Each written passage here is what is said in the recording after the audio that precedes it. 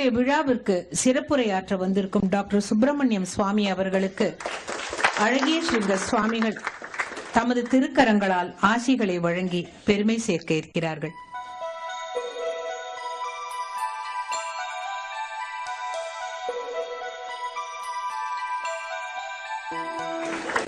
சிவனார் மனம் குளிர உபதேச மந்திரம் இரு செவியிலும் உரைத்தவன் Murugan Swaminathan.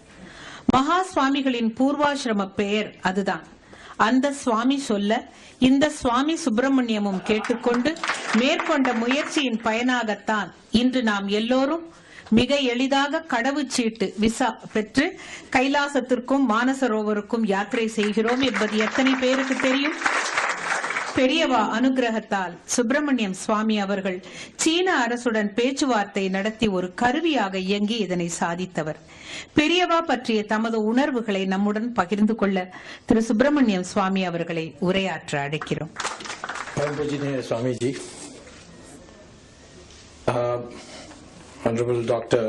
Badrinath and Mrs. Badrinath,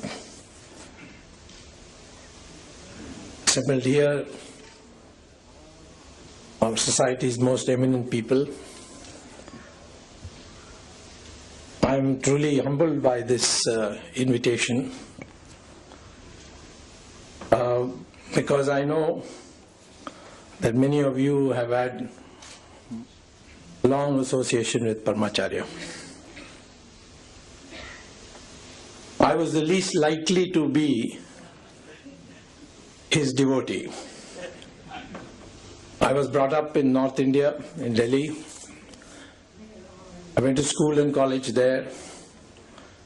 I went to a convent school. Then I spent almost 8 years in America at Harvard University. And by the time I came back to India, I was almost 30 years. So with absolutely no contact whatsoever, I had not even heard his name till 1968. It was a chance meeting. The students of the university who were in my class had invited me to the dormitory, and one of them was an Indian, and he asked me whether I would come to his room before going to the function. So I went to his room. On the television was a photograph where I saw a beaming face, and I said, "Who is he?" He said, "He's the Shankaracharya of Kanchi." But nothing more happened, but that image etched in my mind for some reason. And the next time I saw Paramacharya's vision, I can say his picture, was when I was coming in during the emergency from the United States to make a daring entry into Parliament and then disappear again if I could. And at that time I was a proclaimed offender. My name had been sent to the Interpol on a watch out notice. There was a reward on my head. It was the highest reward of that time, more than any of the criminals. And the plane was coming to Delhi. And my plan was, which everybody thought was mad, was that without luggage, I will just get down and walk through the airport as if I was a visitor in the airport. Of course, I was dressed in kurta pajama, looked like a youth congress ruffian. And I got down. Just as the plane was about to land, I again saw Paramacharya's photo. And I walked in. It's unbelievable that such things can happen, but I just walked in. I walked into the immigration. The policeman was sitting there, the immigration officer looking there. I had my parliament pass with me. I just put it out. And they assumed I must be a congressman, so they all saluted me. And I took a taxi and went and registered in a hotel.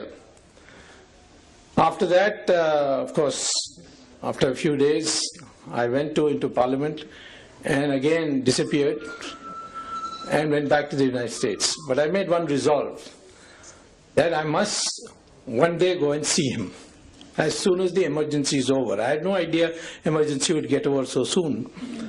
But I made a decision. So when in 1977 the Janata had come to power, the Tamil Nadu elections to the assembly took place after the parliament election. So I was on a tour and I was passing through near Kanchipuram and I saw a hut and lots of cars and people. So I asked my party people, what is going on here?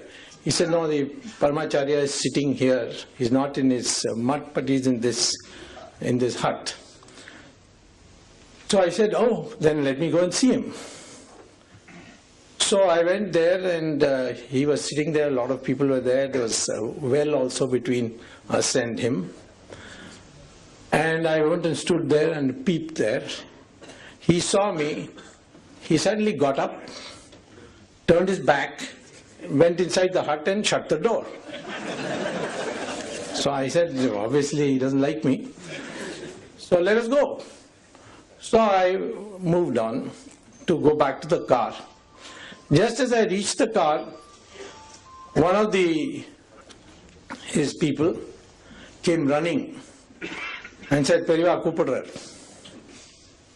So I went back and he asked me in Tamil, உனக்கு யார் அதிகாரம் கொடுத்தா போறதுக்கு?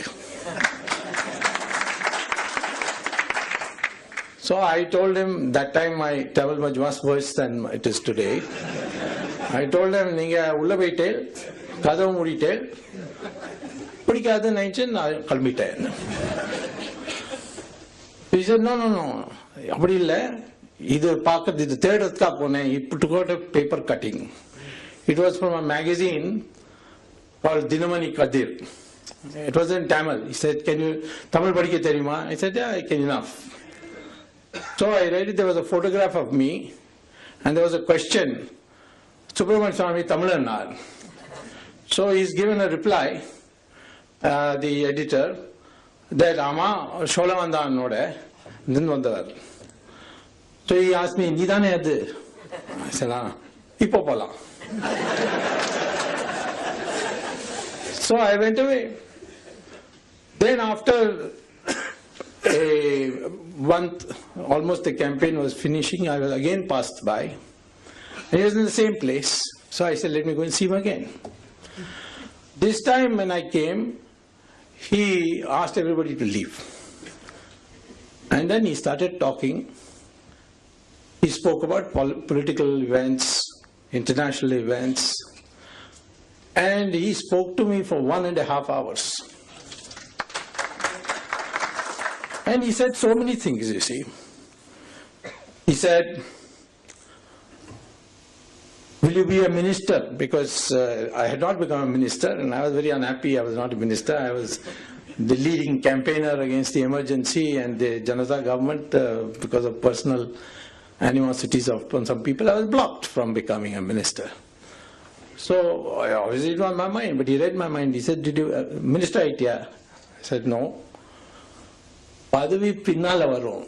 Nee padavi pinnala odada, padavi pinnala varum. And I followed that after that. And I'm telling you, that's why in politics I give everybody tension, but I have no tension.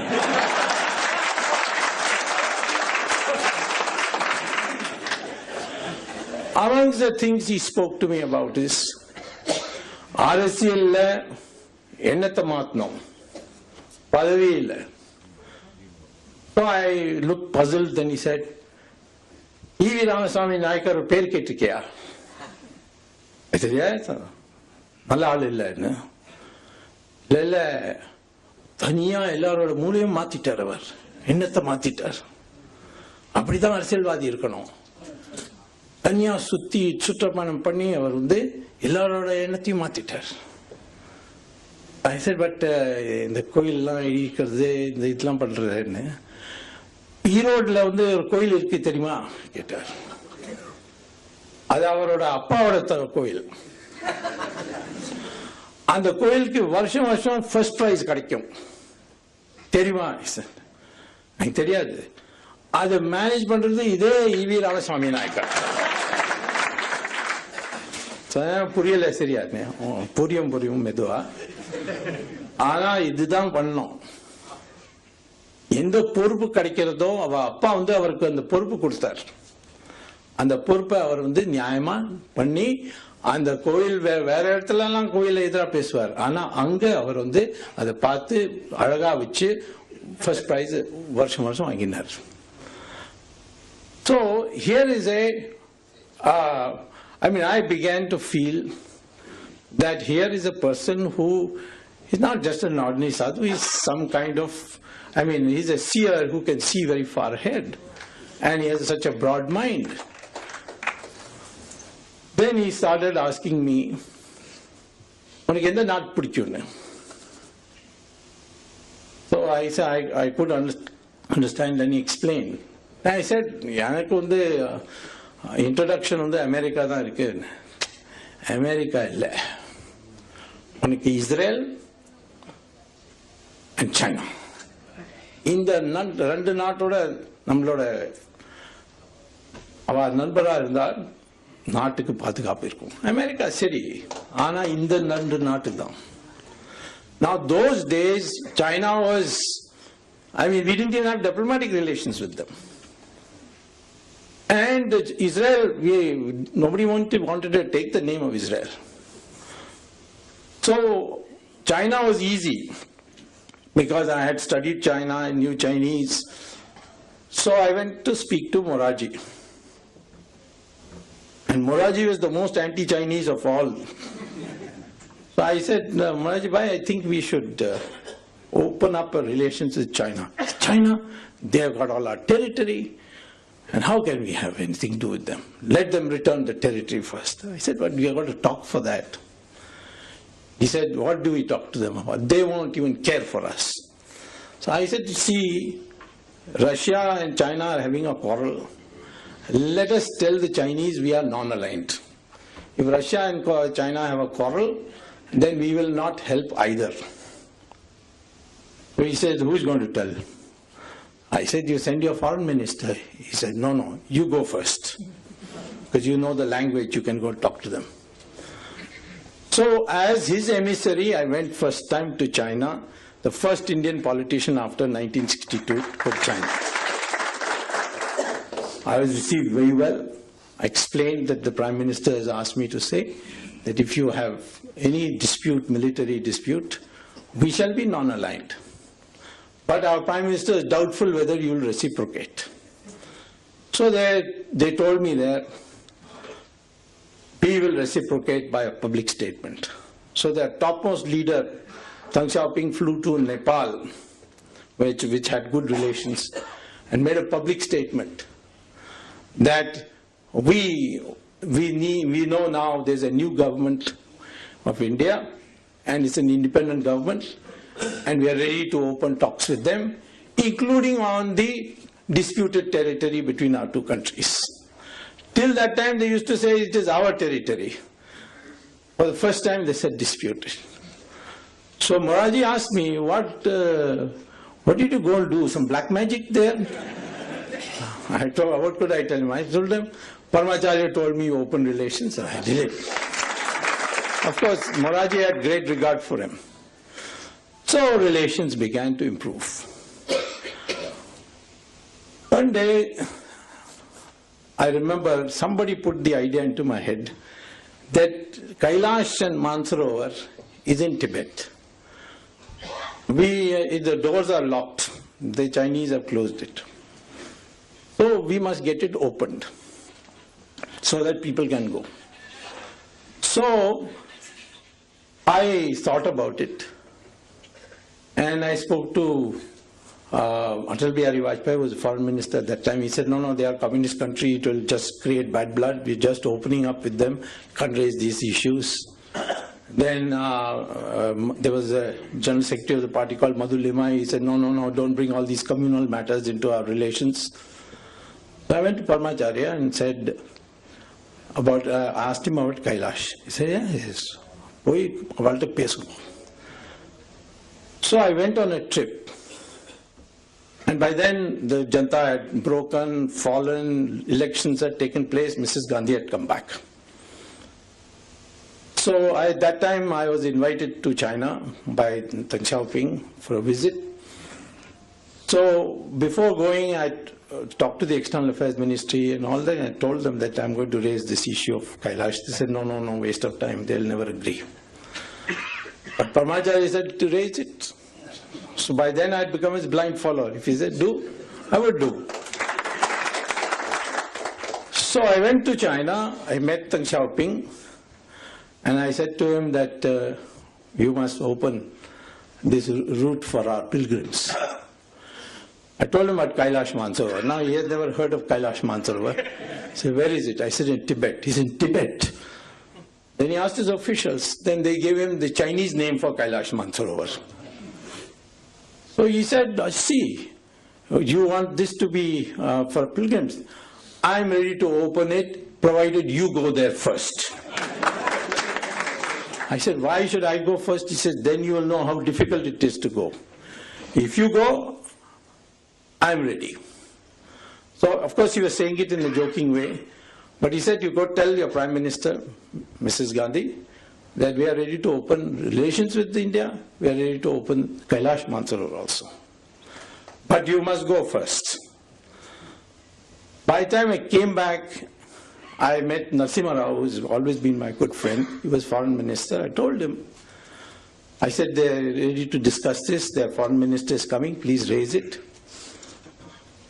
And their foreign minister came, discussion took place, and then Narasimha Rao asked me, what magic have you done to these Chinese? They say, in an official meeting, Mr. Swamy should go first to Kailash Mansarovar. So Mrs. Gandhi agreed. I led the first delegation of 20 people. Now, of course, so many people are going. Only thing the Chinese leaders told me is that only Hindus can go. We will not allow Christians and Muslims to come there. I told Mrs. Gandhi that, and she said, well, she smiled and she said, okay, that's what we will do. We will agree to that condition. Now, when I was to go, Indrajit Gupta was in the Communist Party, a great friend of mine. He had seen my wife in the library. She had come she's a lawyer, so she had come for seeing some parliamentary debates. He saw her and he said, your husband is going to go to Kailash. He'll be mad. He will fall on the way and die. What will you do? I don't know why he was trying to scare her. She came and asked me, why you want to go? You opened it, let the pilgrims go. I said, no, I will go because that's the condition. So I again went to Paramacharya. Before I went to Paramacharya, the dates fixed were such that it would be my birthday would come in between, and I had promised my two daughters, whom I had hardly seen in the emergency, I said that this birthday I'll be with you. And if I went on this trip, I could not go. So I went and told Paramacharya, it's going to be very difficult. Do you think I should go? Amma, pono. So I said, but my two daughters will be very disappointed. He said, just that much. So I went. It was terrific trekking. I had to walk. In those days, you didn't have anything. There was hardly any road. There were bushes. All the roadways were covered. I was the first after so many years. Anyway, I went there. And then on my return, it was, I crossed the border, India-Tibet border, around the 13th evening. And there's a helipad for the military and just after you cross it. It's called Lipu Lake. Just there it's called Kalapani actually, the exact place is where there's a Shiva temple also there on our side.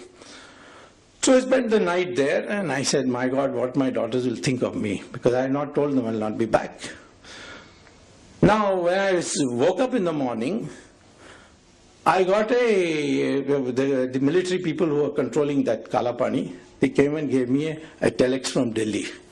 It was from the Minister of State for Defense, Mr. Shivraj Patil, who later became Home Minister, now is Governor, saying that the Prime Minister has authorized a helicopter to be sent to pick you up from Kalapani. So I landed on 14th evening and celebrated my birthday, which is 15th September, with my job. This was the power of Paramacharya.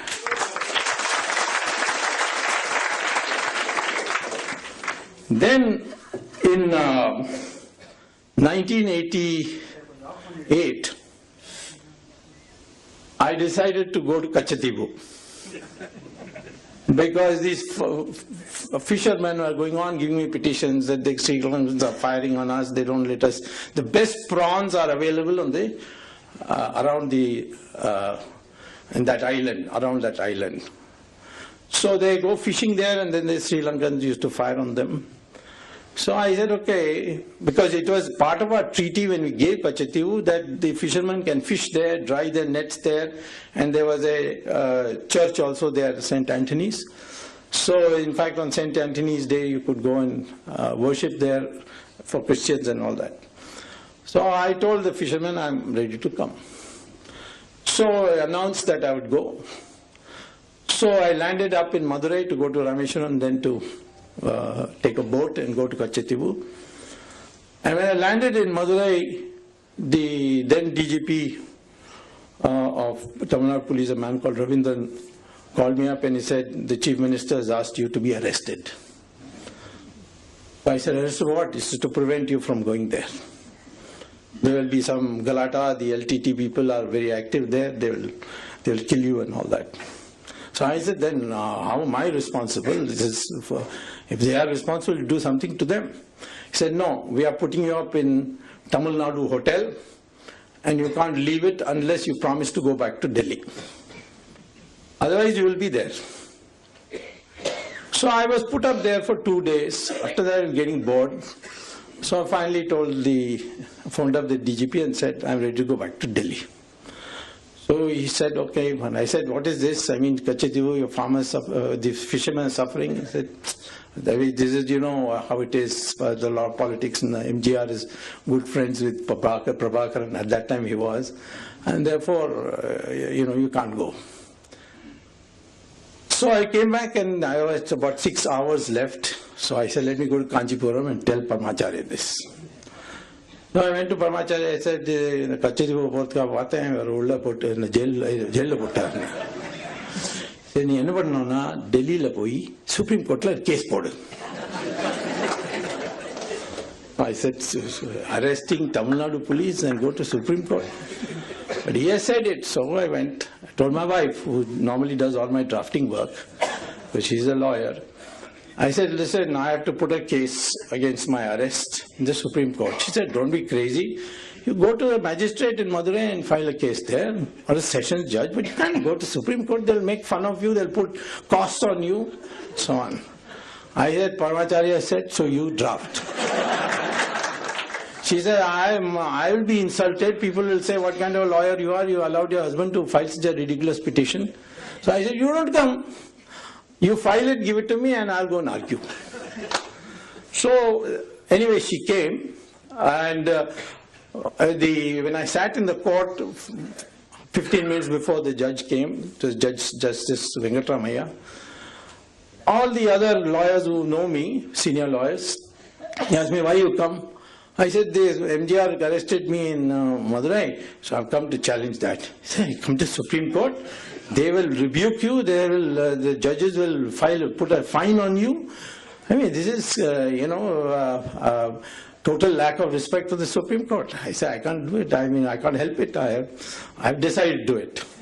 Now in comes Venkatramaya and sits, and at that time the government Solicitor General was a man called Kuldeep Singh. He later became a judge himself. So he got up and said, Your Lordship, this petition is an insult to the Supreme Court. I mean, some arrest is taking place, he's coming straight to Supreme Court without even going to the magistrate there. So Venkatramaya says, Mr. Kuldeep Singh, why was he arrested? So Kuldeep Singh taken aback. Tomorrow you'll arrest all the Tamilians in Delhi and say, go back to Tamil Nadu. Now Kuldeep Singh couldn't understand. So he said, no, there was a danger to his life from LTT. He said, then arrest the LTT people. How you arrested him? So then Kuldeep Singh said, please give me 24 hours. I'll take instructions from the government and come back. Next day he came back and he said that I have been asked to convey by the Prime Minister, that time Rajiv Gandhi, that Mr. Swamy can go and we'll make arrangements. So I went back. I told Paramacharya that, I have been successful and all. He said, yes, go on, go. But I always used to see Paramacharya with my shirt on, so that Pujari, and that man was standing next to him, said, Chatta Arthungo. So Paramacharya said, hey, Badrama Ire, you are Ungamaliyu case poturar.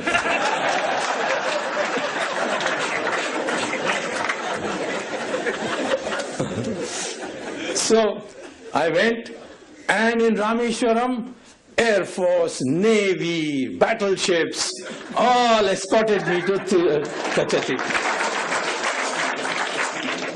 Now, who could imagine something like this? Now, one day, in 1990, I think, there was a big celebration in Kanchipuram, Paramacharya's birthday in May. And suddenly, I got a summons that I should come. So I went to Kanchipuram. And there, of course, I saw him, he didn't say anything. But then I was told by the people there that there's going to be a function where you and Rajiv Gandhi both will address the meeting.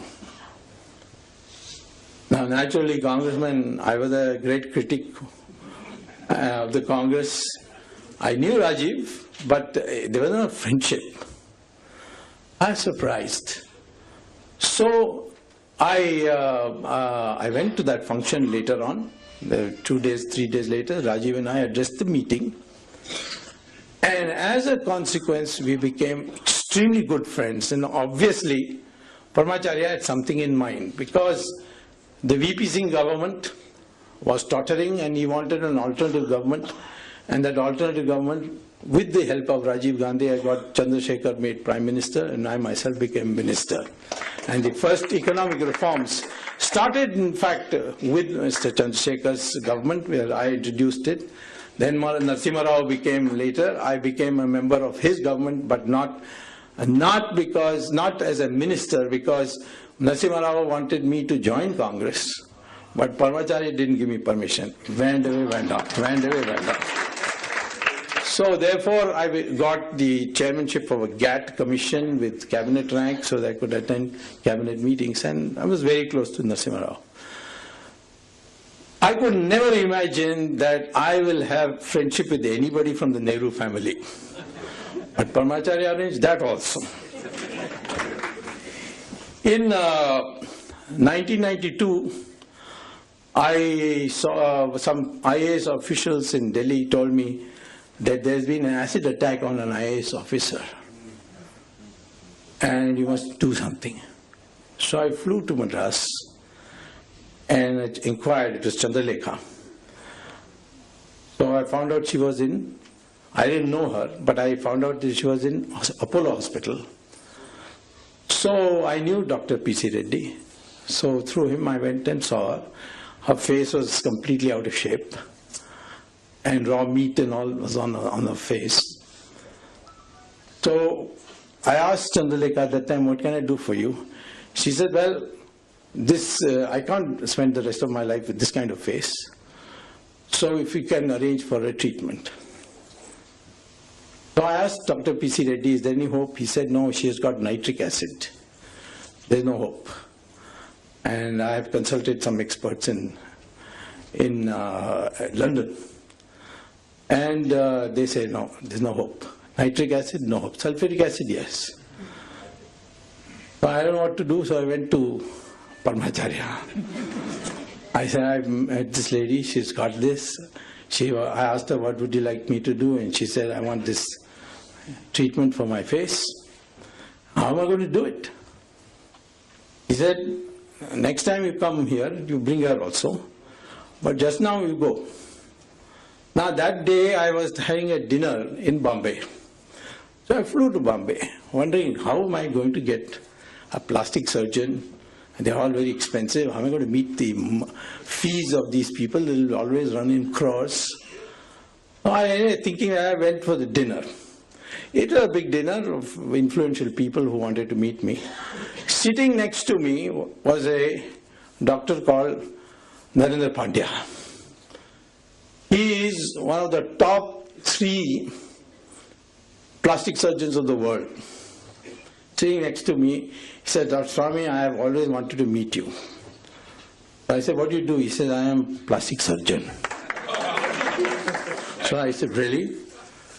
Then I said, I've just seen a lady in Chennai who has got acid attack, and therefore her case is completely.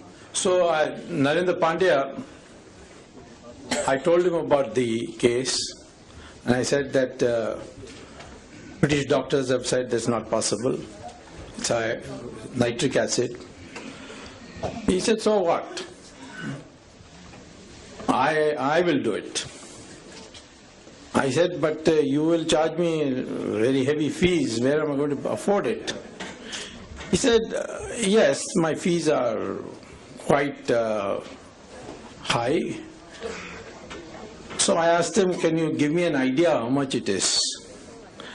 He said, every time Tandaleka comes here to the hospital, Jaslok hospital,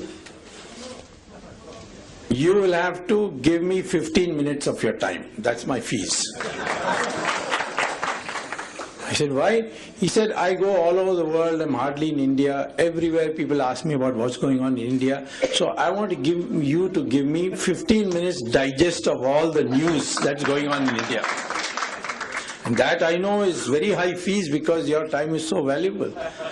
I said, you don't need anything more? He said, no, I don't need anything more. And today I can say, those of you who see Chandrelekha, from a distance you can't even tell she had an acid attack. And this man comes out of the blue, lands next to me in the dinner table, and he says, all the fees I want is you 15 minutes of what has happened in India, so that when I go abroad I can talk knowingly about what's going on in India. This was the magic of a divinity. If there was a person who walked on this earth, at least I don't expect that we'll see for many, many years anyone like him, Paramacharya, because his depth of knowledge on everything. I mean, I have over 17 years met him so often. Sometimes he would call me. He will tell the mutts to go locate me where I am. And I would come, leaving everything, and then he will see me, unditiya, acha ni popola. I could never understand why. But sometimes once I remember, those days I didn't have any security, so I was going in a car to Bangalore, and I was near Vellore, when my car tire punctured, and it was 11 o'clock at night. And there's nothing to be seen. That means I would have to spend the night there. Suddenly I see the mutt car arrives with a spare tire. So I asked them, how is it? So Paramacharya said, Swamy, your tire punctured at the poi hanga. Now this had happened to me, and I'm not one of those blind believers. I came from a totally different background, but I have seen this happen. One day my friends told me that the Maha Periyava is going to create a library called Ghatikasthanam, and I should raise some money and give it to him. So I collected money as I could and gave them a check. Made out a check and I gave it to Paramacharya. This Ghatikasthanam ka na unde collect panni kuduthirken. She looked at it Janata Party. I said, Janata Party check. நீ கட்சி நடத்துறதுக்கு பிச்சை வாங்கி தானே பணத்தை சேர்க்கிற. So, of course, I don't take commissions, so I ask people to give me small amounts. பிச்சை வாங்கிட்டு நீ எதுக்காக வந்து கொடுக்கற? பிச்சை வாங்குறவர்களுக்கு அந்த பிச்சையில இருந்து பணம் கொடுக்க கூடாது. இனிமே பியூர் டொனேஷன் கொடுக்க வேண்டாம். So after that, I have never given donations. I only asked people for giving me money. So it was a comprehensive. Today, many people ask me how you have got so much, how you are so fearless. I would say, perhaps if I had not met Paramacharya, I would be like anybody else. And in the darkest hour, I think of him, and some way opens up. So I would say that today, all of you are bhaktas of Paramacharya. It's a great privilege to be here with you. The last thing he told me, I remember, before he attained Samadhi, that the country is free, but it is not independent. Then I went through his thing. That was his message on 15th August 1947 also. It's there in his writings. He had said in a message to the nation on 15th August 1947, we have attained freedom, but we have to now attain independence. And I think today, the greatest contribution we can make to this country is to make it independent of all bondages. And that is the message. I feel totally, people ask me, how come you don't have any tension? Because I think of Paramacharya, he's taken my tension away. Whatever is to happen will happen. And this is the strength of Indian society. That all through history, whether it's the Vijayanagaram Empire, which had the Shingari Acharya, or whether it's Shivaji, who had Swami Ramdas, all have been guided by spiritual leaders. And one message of all of them has been, and Paramacharya told me many times, that a society can be stable and happy if there is a harmonization between material prosperity and spiritual advancement. If you have spiritual advancement but no material progress, then that also won't survive. But if you have material prosperity without spiritual advancement, it will lead to greed, and that society will be destroyed. Today, when we see richest of the richest people from America coming to our sadhus and sannyasis, you see them in Sri Ravi Shankar's ashram or Swami Dayananda Saraswati's ashram, you see them all over. Why? Because in order to attain true happiness, we must be able to blend or harmonize material progress with spiritual advancement. That is the strength of India, that is its history, and that, in my opinion, is the bottom line message which I got from Sri Paramacharya.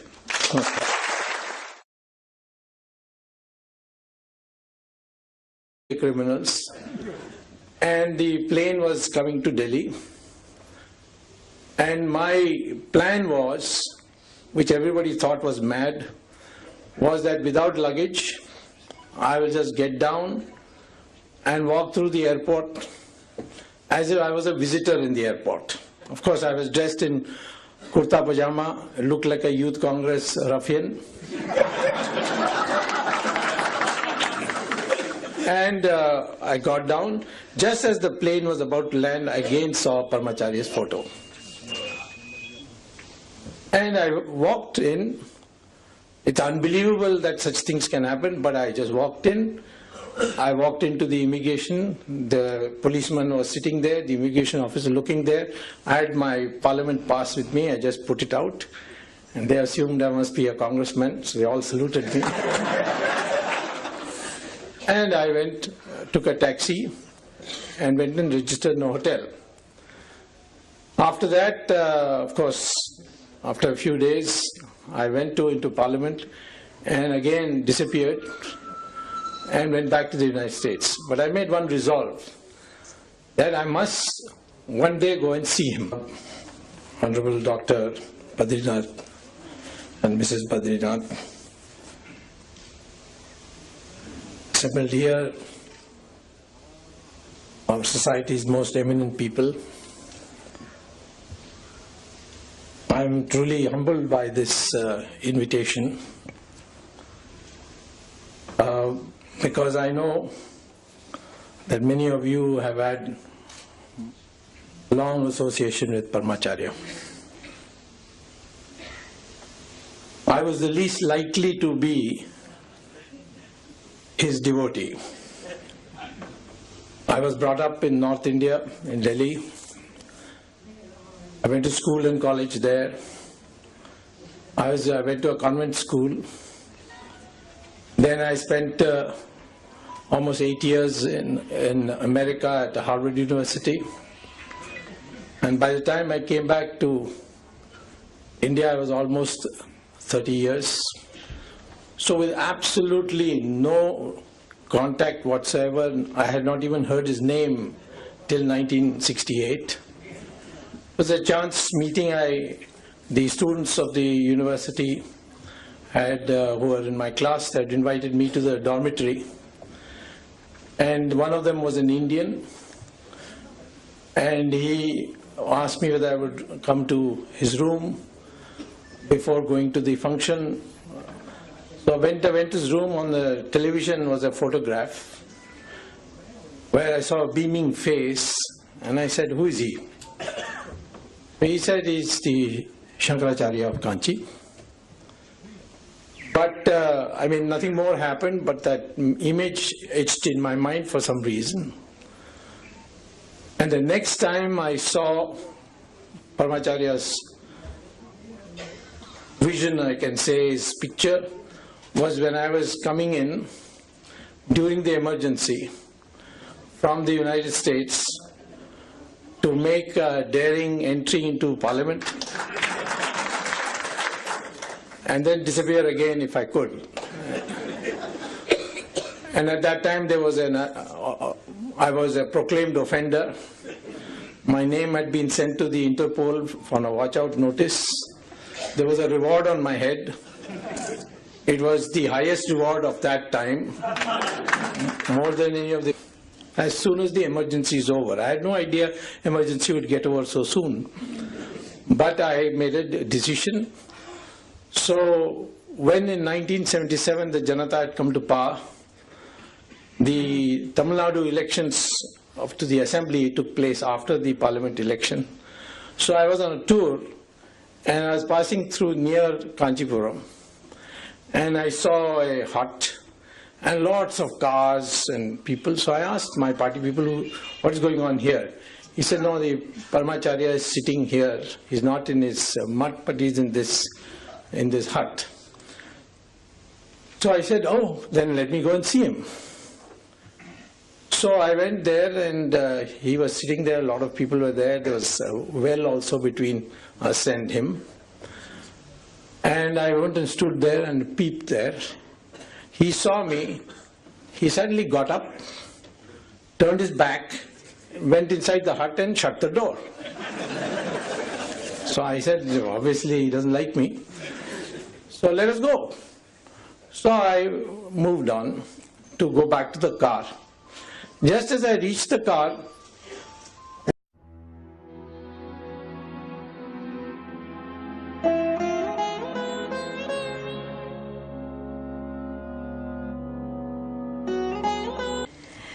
இன்றைய விழாவிற்கு சிறப்புரையாற்ற வந்திருக்கும் doctor Subramaniam சுவாமி அவர்களுக்கு அழகிய ஸ்ரீங்க சுவாமிகள் தமது திருக்கரங்களால் ஆசிகளை வழங்கி பெருமை சேர்க்க இருக்கிறார்கள்.